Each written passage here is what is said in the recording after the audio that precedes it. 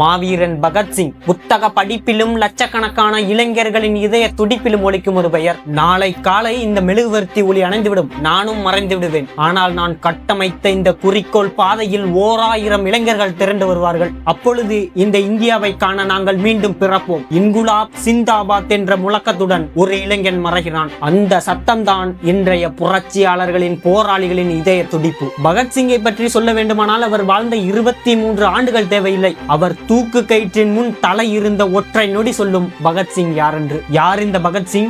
ஏன் இந்த இளைஞனுக்கு 23 வயதில் மரண தண்டனை? பகத்சிங்கிற்கு கருப்பு உடை அணியப்பட்டு தூக்கு மேடையில் நடந்த வரலாற்று சரித்திரம் எத்தனை பேருக்கு தெரியும்? 100 நாள் 100 வீடியோல இன்னைக்கு day 9. Welcome to the series of இது எப்படி இருக்கு.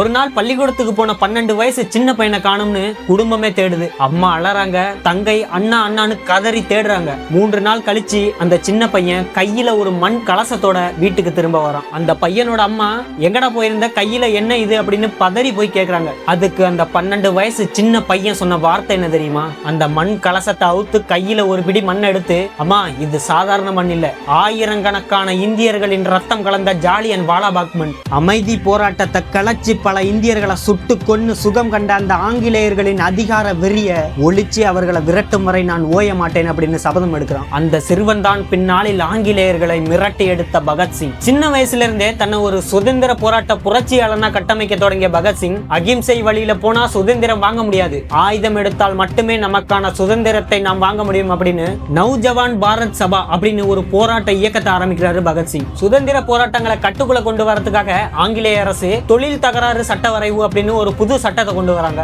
இதை ஏத்துக்காத பகத்சிங் 1929 ஆண்டு ஏப்ரல் 8ஆம் தேதி சென்ட்ரல் அசம்பிளி ஹாலில் இந்த சட்டம் சரியா நிறைவேற்றப்படும் போது குண்டு வீசிட்டு புரட்சி ஓங்கட்டும் அப்படின்னு மிகப்பெரிய சத்தத்தோட தப்பிக்கிறாரு. இதனால பகத்சிங்கும் அவரது நண்பர் ராஜகுருவும் கைது செய்யப்படுறாங்க. நீதிமன்றம் மரண தண்டனை விதிக்குது.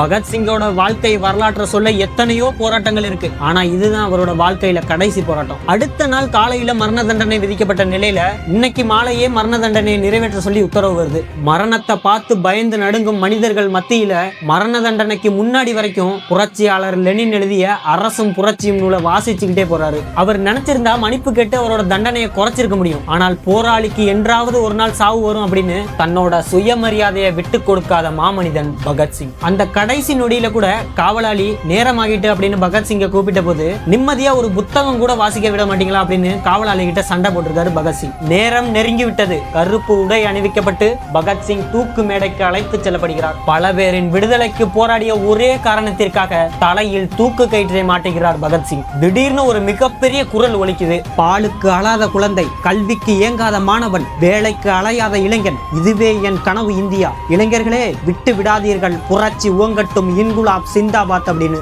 பகத்சிங் கிட்ட இருந்து கேட்ட அந்த சத்தம் சிறைச்சாலை முழுவதுமா தீயா பரவுது. அந்த மாவீரன் மறைகிறான். வாழும் மனிதர்கள் சகாப்தங்களை உருவாக்கும் போது இறந்து ஒரு சரித்திர வரலாற்றை உருவாக்கிய தியாகி பகத்சிங். இது மாதிரி இன்ட்ரெஸ்டிங்கான வீடியோஸுக்கு 5 மீடியாவை ஃபாலோ பண்ணுங்க.